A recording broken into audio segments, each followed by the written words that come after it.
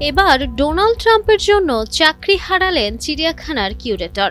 যত্নে গাফিলতি নাকি অন্য কিছুর কারণে তার চাকরি হারাতে হলো? রাজধানীর জাতীয় চিড়িয়াখানার কিউরেটর ডক্টর মোহাম্মদ আতিকুর রহমানকে অসদাচরণের অভিযোগে সাময়িক বরখাস্ত করা হয়েছে। একই সঙ্গে তাকে প্রাণী সম্পদ অধিদপ্তরের পরিচালক পদে বদলি করা হয়েছে। অপরদিকে প্রাণী সম্পদ অধিদপ্তরের ডেপুটেশন অ্যান্ড ট্রেনিং রিজার্ভে কর্মরত ডক্টর মোহাম্মদ হাবিবুর রহমানকে জাতীয় চিড়িয়াখানার নতুন কিউরেটর হিসেবে পদায়ন করা হয়েছে।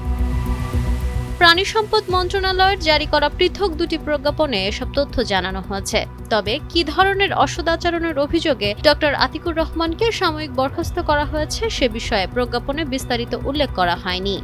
মন্ত্রণালয় সংশ্লিষ্ট সূত্রগুলো জানিয়েছে, কোরবানির জন্য বিক্রিত আলোচিত অ্যালবিনো মহিষ ডোনাল্ড ট্রাম্পকে উদ্ধারের পর জাতীয় চিড়িয়াখানায় রাখা হয়। সেখানে মহিষটিকে একই নামে দর্শনার্থীদের জন্য প্রদর্শনের বিষয়টি প্রশাসনিক মহলে বিতর্কের জন্ম দেয়। এই ঘটনাকে কেন্দ্র করেই কিউরেটরের বিরুদ্ধে ব্যবস্থা নেওয়া হয়েছে বলে সূত্রগুলোর দাবি।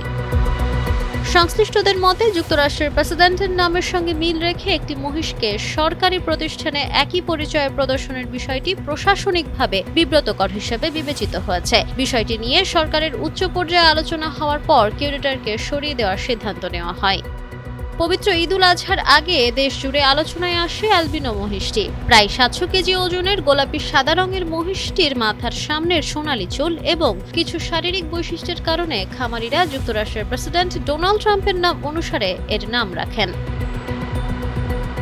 Nafisa Noyal, Times today.